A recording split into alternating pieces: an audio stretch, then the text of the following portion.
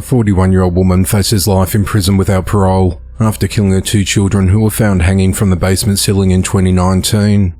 On Tuesday the 24th of September 2024, a judge in Berks County Court in Reading, Pennsylvania found Lisa Snyder guilty of first-degree murder for the deaths of her kids, 8-year-old Connor Snyder and 4-year-old Brinley Snyder. At around 4:30 p.m. on the 23rd of September 2019, Lisa called 911 after finding her 2 children hanging and unresponsive in the basement of her home at 2442 State Highway 143 in Kempton, Pennsylvania. When first responders arrived, they found wire wrapped around the victims' necks and 2 chairs had been knocked down on their sides. The children were rushed to hospital and placed on life support, but were pronounced dead 3 days later.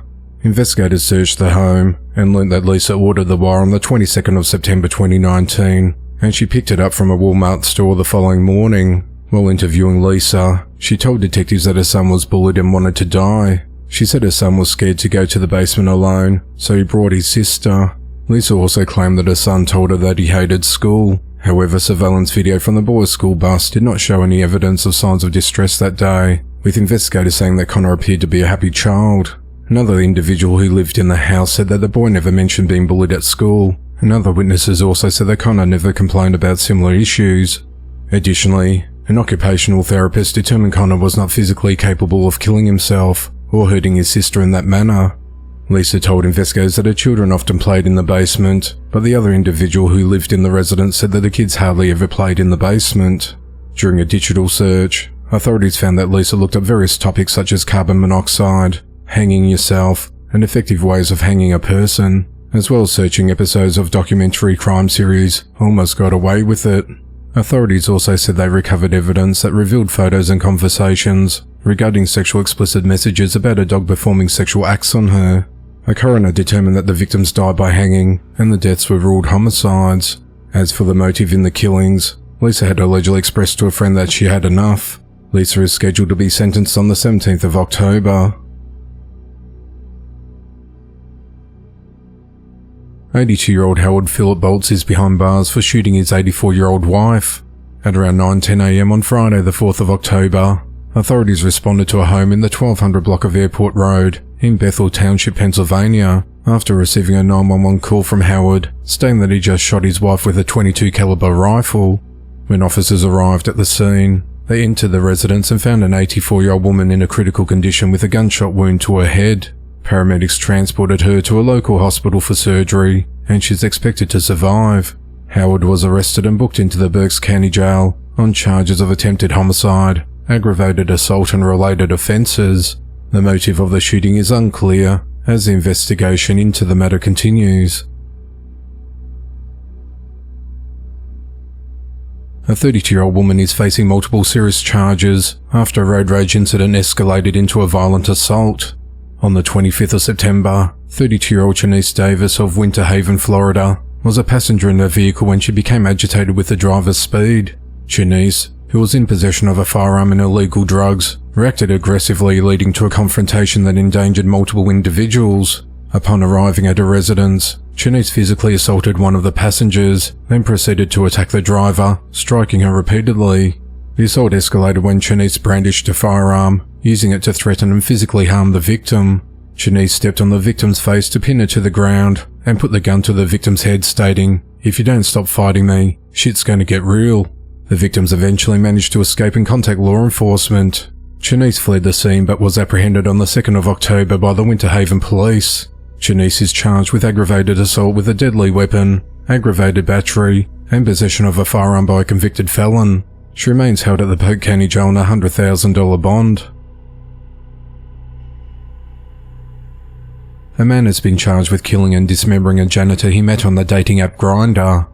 Justice Stilwell, a 41-year-old janitor at T.L. Handy Middle School in Bay City, Michigan, was reported missing on the 18th of September. That same day, a teenage girl spotted her foot in the Saginaw River near the Edward M. Golson boat launch. Police subsequently found Justy's arms and lower legs in the water. Detectives obtained surveillance footage from Justy's neighbours that showed him driving away from his home in Bay City on the evening of the 14th of September. Investigators used data from Grindr to determine that Justy had gone to meet a Grindr user with the username Board.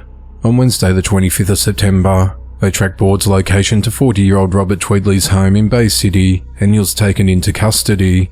Robert told investigators that Justy came to his home, and he shoved Justy down the basement stairs after he wanted to leave. He then strangled Justy to death.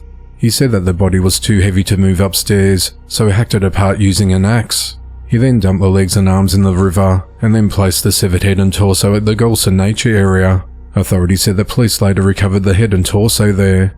On Friday the 27th of September, Robert was arraigned in the Bay County 74th District Court on charges of murder and mutilation of a dead body. He remains held at the Bay County Jail on a $1 million bond. A 13-year-old girl has been arrested after fatally stabbing her 7-year-old sister Jessie Jane Lilburn over an argument about flushing the toilet. The older sister, whose name has not been released, faces charges of first-degree premeditated murder, felony murder and first-degree child abuse. Authorities believe mental illness played a role in the deadly stabbing. On Tuesday the 1st of October, prosecutors announced that the 13-year-old is being charged as a juvenile.